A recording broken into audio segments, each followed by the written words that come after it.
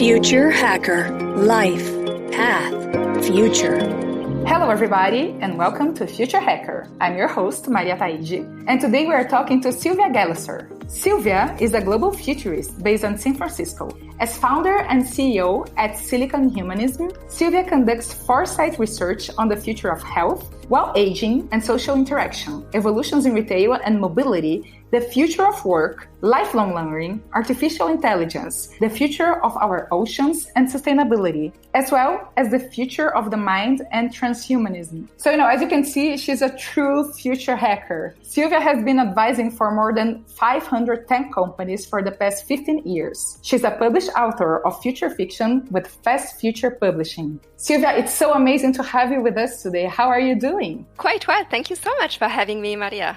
Sylvia, you mentioned to me that there are usually two paths for people to become a futuristic. It's either the academic one or you start at a specific industry and at some point you are caught up by futurism, which was your case. So could you please share with us your path to futurism? Thank you, Maria. I'm so glad you started with this question. You mentioned the path to becoming a futurist, because the entry into future thinking is quite fascinating. And most futurists are actually able to pinpoint the very moment when foresight touched them for the first time. So when they decide, to dedicate their efforts to futures literacy. So I'm delighted to tell you about my own path. So I started graduating in social science and business arts from a school called HEC Paris, so in France. Then I have been a strategy consultant for the past 15 years. I started as a consultant for tech companies with Accenture and then supported European startups in their international development as part of various government agencies and startup accelerators, mostly based in San Francisco. And during that time, as you were saying, I advised a few hundred startups on their strategy for the US market, and I helped many of them raise funding, like VC funding. But about 5 years ago, I started to notice that our approach was probably too narrow-sighted and that we were focusing so much on the short-term profitability of startups, an horizon of maybe 2-3 years, that we ended up missing signals of change and losing long-term vision. So that's when I began dedicating more time to side projects that would address this limitation. So I started watching for new trends in HR management for a professional association of CHRO. I investigated the future of banking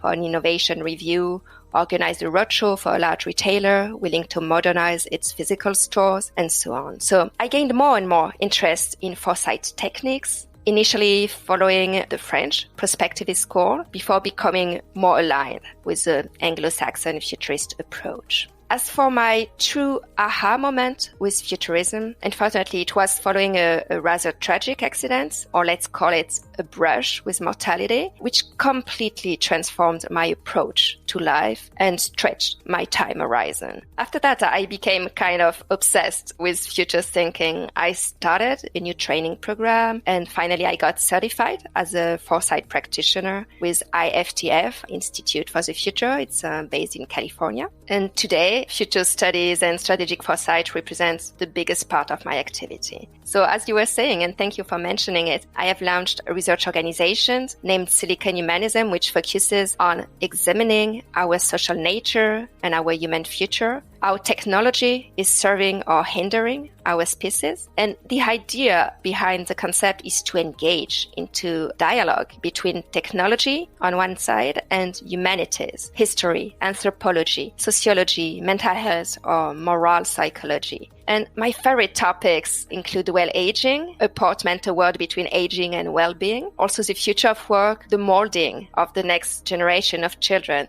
and finally, ethics. So I could say I have almost developed a second nature thinking about our potential futures and drawing my entourage, both professional and personal, into future thinking. And I actually believe this is the most important thing one can prepare for, and the current crisis has further me convinced of this. That's a great story, Sylvia. Thank you so much for sharing with us. And it's amazing to know that such a life-changing event got you into these amazing studies, right? And, you've been writing about post-pandemic scenarios and how it's affecting our generation. of children that, as we all know, they have been deprived of social contact. I think you call it Generation Zoom, right? Which do you see will be the main challenges and impact for them? With so much pessimism and uncertainties we are currently dealing with, are you able to see a more positive path? Like, are we creating a more dependable and introverted generation? Or maybe on a brighter side, you think we are creating a more resilient and socially aware one? What's your take on that? One great question again, Maria. These past months, I've involved a lot of my time into reflecting on the post-pandemic world with fellow futurists and professionals. I have actually joined California School think tank to discuss the school's reopening plan and to draw recommendations on hygiene, safety, and education. I also work closely with a fantastic group of sense makers called Grace One Guild on topics such as our very social nature and the pandemic's impact along the whole life cycle. I took part in a debate on the future of our shopping behaviors, and we are now designing creative projects around post-pandemic home and home life. So the place of children and the building of the next generation is crucial in our thought processes. I am not too worried about the fact itself that students lost a few months of learning, and here I mean acquiring knowledge and skills, because the pandemic itself has brought alternative experiences of learning, online tools, resilience, being more aware or more connected to what happens at the global scale. However, what deeply worries me are the three following aspects. First, increased social inequalities. And it spans from not being able to connect to online school or dropping out from the education system to not being supported by parents just because they don't speak well the language taught in school, to also not having hot lunch programs anymore for some families, meaning no more healthy food, or even, worst case, being exposed to domestic violence and abuse.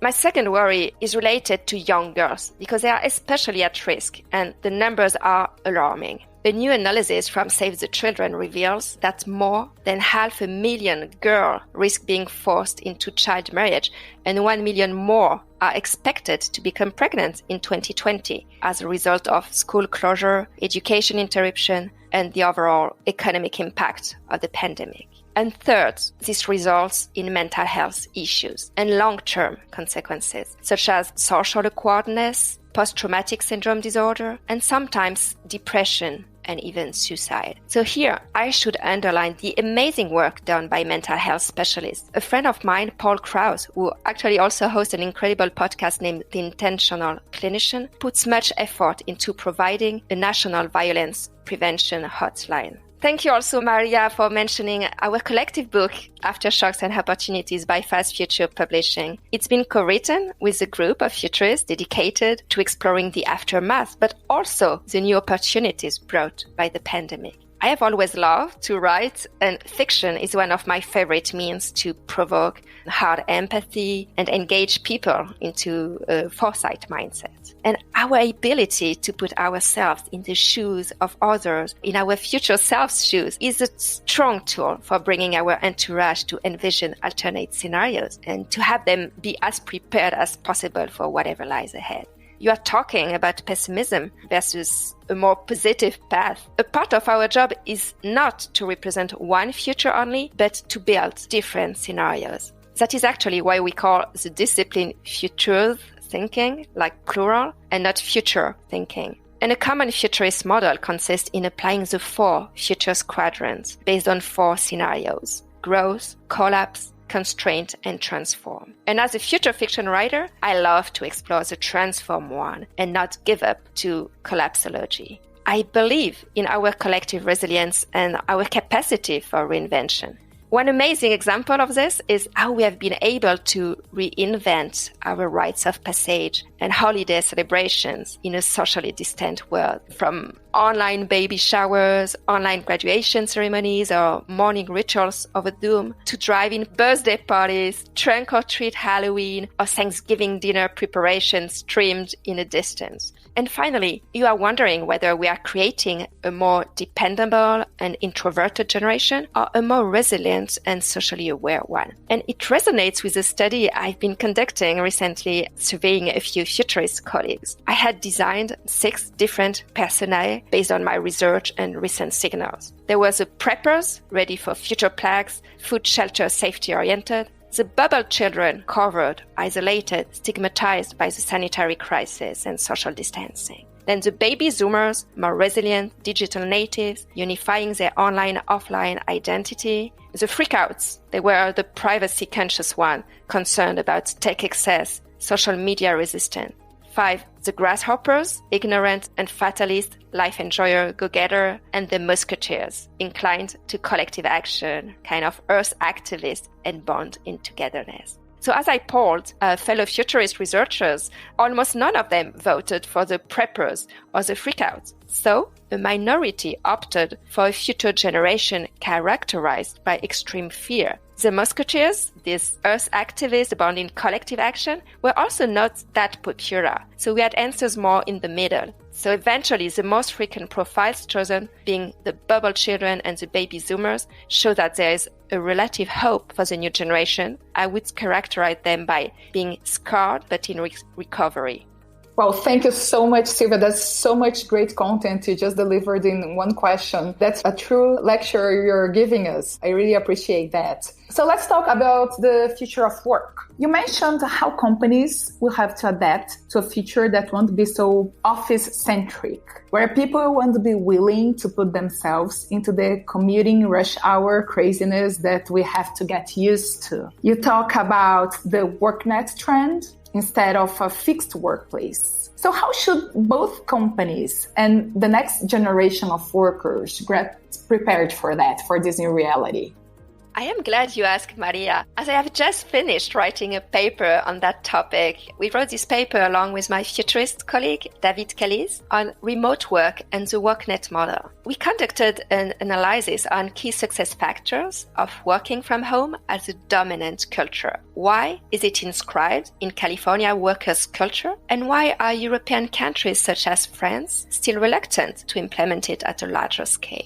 First of all, we investigated remote work under a historic angle and replaced office life in perspective. The workplace and the 9-to-5 work schedule is actually a rather recent invention. We can date it from the beginning of the 20th century with the creation of the first big corporations, whereas in the 19th century, people were either working locally in a mine, farm, or in small workshops, or they were working from home as independent professionals, lawyers, doctors, or scholars. After a phase of celebration of corporate paternalism and office life, the workplace as a strong component of social life. Then, the return to working from home has been made possible thanks to technology advancements you're familiar with. The personal computer, 1975, internet and electronic mailbox, 1990s, Skype, 2003, and Slack, 2009. So the first companies to offer remote work were American Express, IBM, and AT&T in the 90s. The size of the American territory and the working conditions, just a couple of weeks vacation per year in the US, and the transactional way of conducting business in the US versus a more relational model in Latin countries. All this turned distance working into a habit. Secondly, we looked at statistics and analyzed remote work under the angle of a social fact, following Durkheim, the father of sociology, following his method of studying social facts. So remote work is social fact as is significant enough statistically in California. It is inscribed in the culture and it applies a constraint onto the individual. It includes regularly working from home, letting your team know about your location, remaining available, regularly checking in, and reciprocally accepting your colleagues' remote work behaviors. And thirdly, we took a look at the economic impact. We investigated common arguments made about remote work being counterproductive, and we demystified this urban legend. The numbers actually show the opposite. Remote work increases productivity. A recent study made by Mercer proved that 94% of employees from 800 companies reported an equal or superior productivity compared to pre-pandemic. This link had been first proven in 2013 in a study conducted by Nicholas Bloom. Whereas a Chinese company called C3 wanted to compare administrative gains made by remote work versus costs generated by productivity loss. The study actually revealed that not only did the company gain in operational savings, no desk, less commute, but it also gained in productivity by 13% by sending people back to home. So why are some countries still reluctant to implement remote work or even advocate for this type of WorkNet solution? We broke down the problem to the very one core success factor: trust. You need trust between employer and employee to have remote work. As soon as there is mistrust, you create a self-fulfilling prophecy because you don't trust employees to be fully dedicated to their work at home, and because you over-control them or micromanage them, then you end up with frustrated employees who will explore the slightest window of opportunity to enjoy some freedom. So to answer your question more directly, what should we advise to societies in which distant work is still a challenge or a taboo? We need to reverse this vicious cycle of mistrust into a social contract based on trust between employer and employee. Of course, we should not underestimate social isolation and risk of burnout. And the paternalism of offering a workplace should maybe be transferred to another form of paternalism, offering the worker a mobile workstation, contributing to developing a WorkNet instead of a workplace, and training and onboarding on distant technologies, and finally, providing mental health support. This is such a powerful message you're giving us, Sylvia. Thank you so much for that. So it's all about trust and giving people the resources and the chance, really, right? I think it's a great way to end our first episode. As you can see, everybody, we have a lot of amazing content to cover with Sylvia. So please keep listening. We are coming back to the second episode with Sylvia Gallusser. Future Hacker. Life. Path. Future.